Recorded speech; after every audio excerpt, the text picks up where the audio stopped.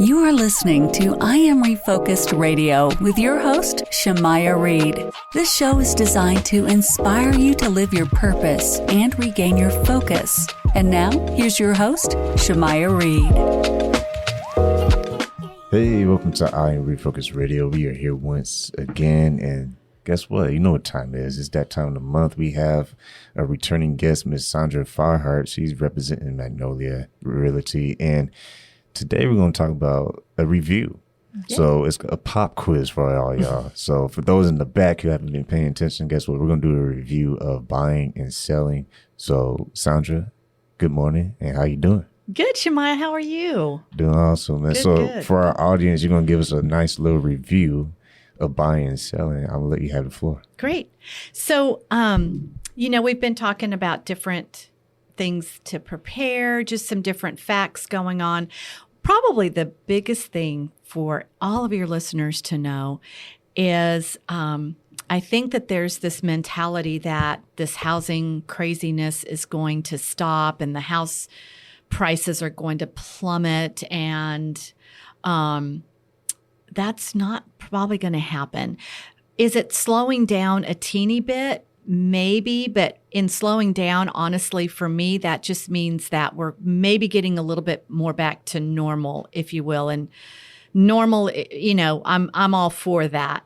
However, house prices, I don't believe those are going to be coming way down. I think that maybe they'll level off a little bit, but that's about it. That being said, if you're sitting on a home and you're trying to decide if you want to sell, I'd say move on that. And if you're going to sell, things you might want to look at is, did you have any major repairs that you've been putting off?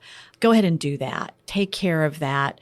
Maybe you've had a leaky roof and your ceiling didn't get repainted, just those kinds of things to go ahead and take care of. It's a great time to declutter. School's about to get started. Once the kids go back to school, maybe just go through and just declutter the house from the summer, from all the things that got stuffed in closets. I have a lot of clients who do this, especially if they've been in their house a while. They do what's called a pre-listing inspection, and they actually get that inspector out there. They don't charge a whole lot, and they can kind of tell you, hey, you know what, you really should get your air conditioning serviced, or you've got a little bit maybe of some areas that aren't draining properly outside in your gutters. Let's get that repaired. Little things that we kind of know will get caught on an inspection, and it's kind of nice to be proactive about that so that you're not having to haggle with little prices down the road. You've already got those things fixed. Obviously, find yourself a great realtor. I know a lot of people feel like, I can do this on my own and I don't have to pay a realtor fee. Obviously, yeah, you can, but there's so many times I've picked up clients who kind of went that route and got stuck and got in way over their head.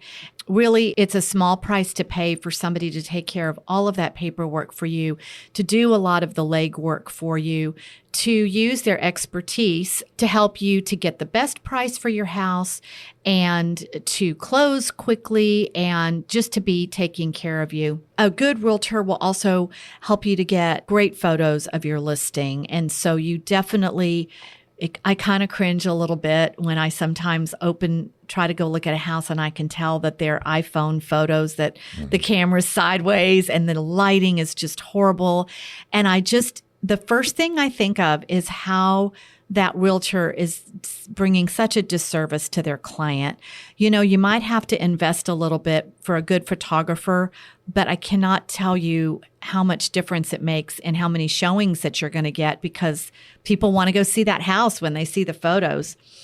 Also, these days, one of the things I'm going to tell the sellers is know where you want to go, because houses are selling so fast. And that's been a big issue, is they're like, well, wait a second, I don't know where I'm going. And then they have to go out and buy. And obviously, they're going to be involved in all the same multiple offer situations. So, if you know of a short-term rental, or maybe you have a family member that you can move in with for a couple of months and maybe put your things in storage, it's always my advice to start the sell process first and have something moving on that to where, you're not stuck with, oh, I found a house, but I haven't sold mine yet. So, you might really want to research and chat with your realtor about that, about some of the options that you might have for that. It's something that we didn't used to have to talk about, but really, you really need to know where you're going to go because people are ready to buy your house and move in. And those are good points because, earlier when we had you on, we also talked about the importance of preparation because if you plan, then you're going to hit the target. Yeah. If you don't plan, then there's plenty of targets, but may not be the right ones. Yeah, you're exactly right. And you definitely be goal-oriented, but know those goals ahead of time. And again,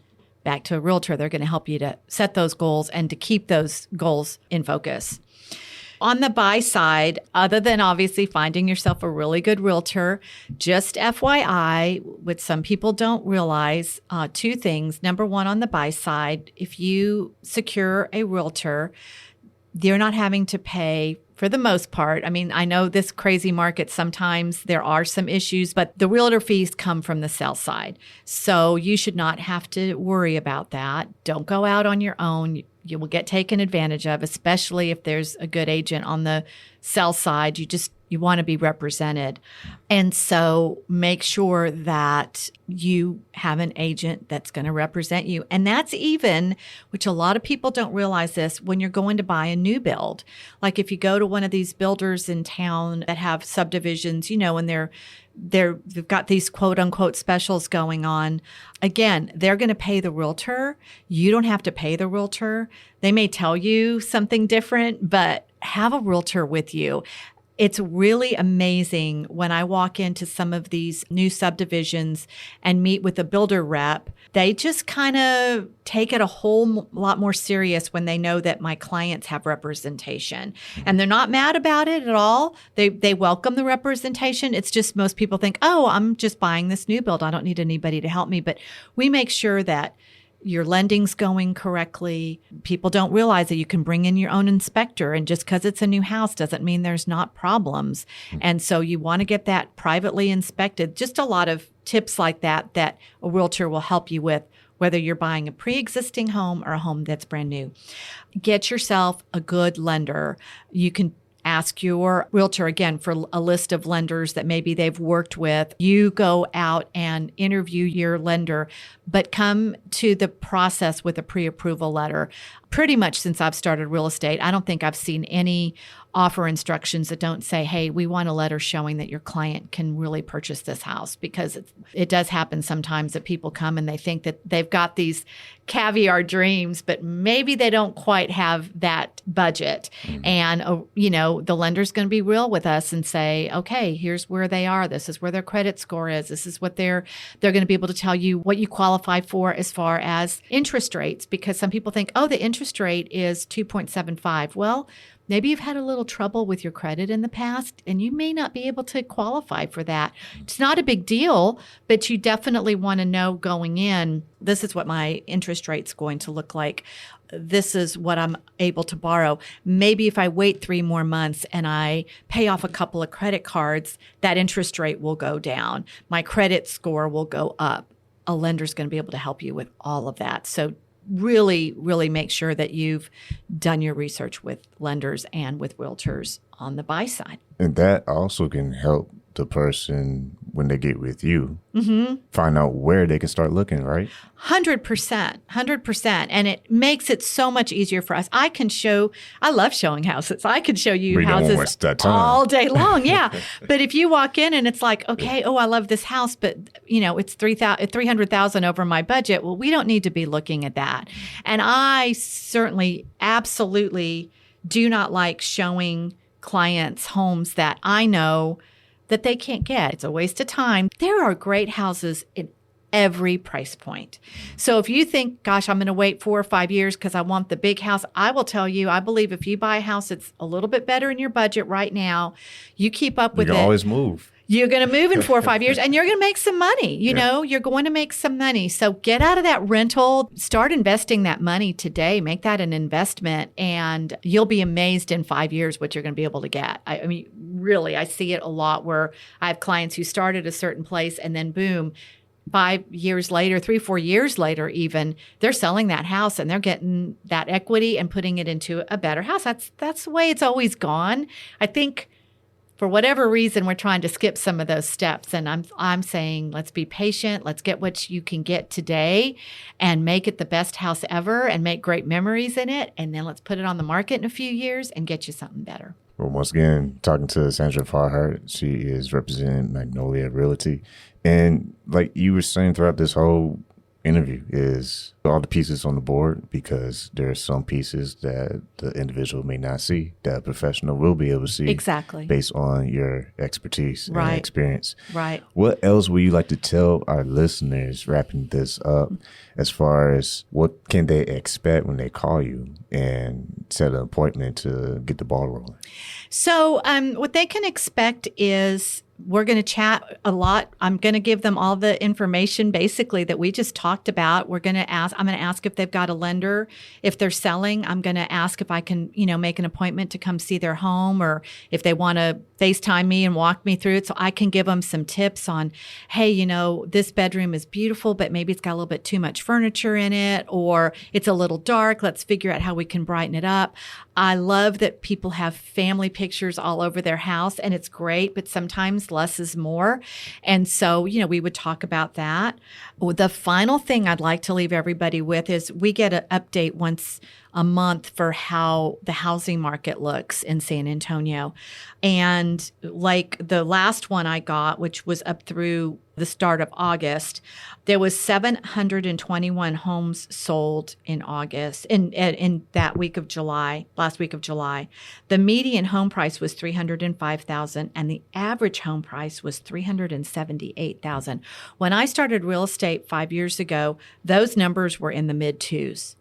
So it's just constantly creeping up. Again, maybe they'll level out. Maybe they'll go down a teeny bit, but I don't see them going back down to those prices.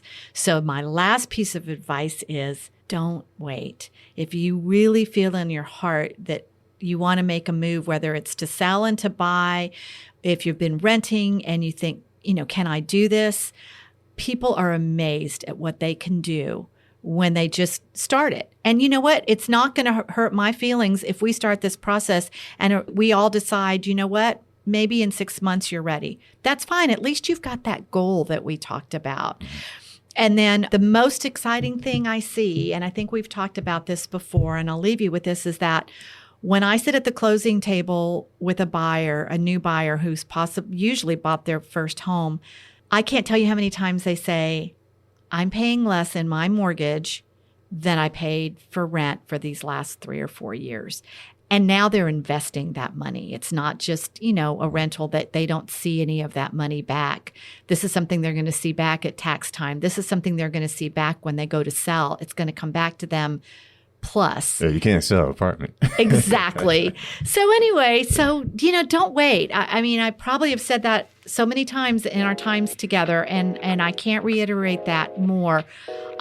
Give me a call. If your cousin's an agent, give them a call, whoever it is. I'm here. I would love to help you. We've got a lot of agents throughout Texas through Magnolia Realty, that can help you. So don't wait. Get moving. And if you're ready to make that call to Sandra Farhart, you can call her at 210-325-6830. Once again, that's 210-325-6830. And you also can visit her on her website, which is Sandra Farhart at magnoliarealty.com.